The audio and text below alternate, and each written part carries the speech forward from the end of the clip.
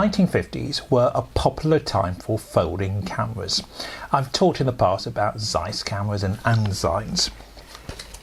This manufacturer was more famous for its films. However, they did make a range of cameras, and I'm talking about Adox, who were a German manufacturing company, mainly as I said for films, but they did make a range of cameras.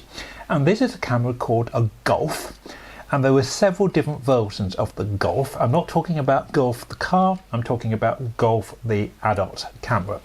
And we open the lens by the button here, and here we have a 6.3 lens. So this camera was called a Golf 63, and that was quite common for manufacturers to take the number of the lens. We saw it with the British Kershaw camera, which is a 1110, and there's a Kershaw 450 4.5, and this is a Golf 63.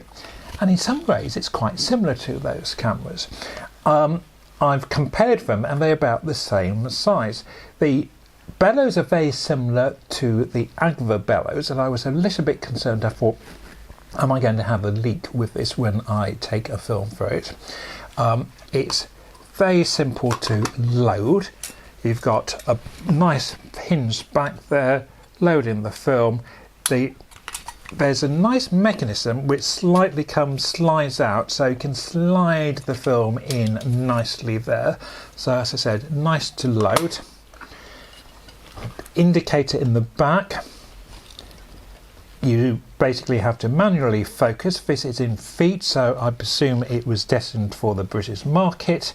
And we only have a choice of 4 shutter speeds, that being B, 1/25th of a second, a 50th of a second, and a 200th of a second. And it's not the fastest of lenses, it's a 6.3. And that is basically it with this camera. It's a 75mm lens, which is basically a standard lens for a folding camera. As I said, it was manufactured in Germany. So how did the camera operate in the field? Well, that was very interesting. The first image was nice and sharp, though it was a bright sunny day, as you can see. And here's down by King's Road in Dorchester, and again, I was pleased with the exposure, I was pleased with the sharpness. The camera is looking encouraging. It is very light to use, and again on this walk, okay, the f-stop is probably about f11. It was really bright and sunny, and I was using a shutter speed of about 1/100th of a second. The film I've used today, well, when I took this film, was it was Formapan film, which is a little bit, I find, a little bit heavy. However, it worked well with this camera. I developed it in ID11. I did have a slight issue in the take-up spool, though I was incredibly careful when I loaded the film. It wasn't as tight as I would have liked it, and some light did leak in, I think.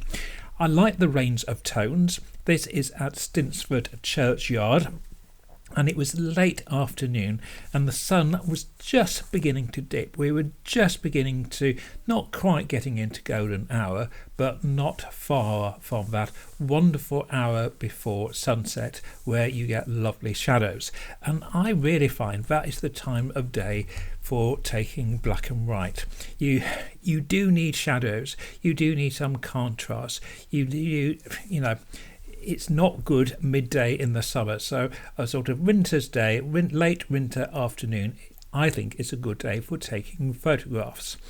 And again, the sharpness here for those far buildings could have been a little bit sharper, but it's probably me as user. I can't quite remember what I set the focus on, but the range of tones I was very pleased with. This is such a light camera to use, and I was nicely surprised with how well the images came out, and it sort of proved that although you might have a slightly slower lens at 6.3, it's still capable of some very good results. These cameras are not expensive to buy, and you can pick them up on eBay, And if you find a Adox, I wouldn't write it off at all. I think it's capable of some fairly good images. I enjoyed using this camera. If you find one, why not have a go with it? Thanks for watching. Bye for now.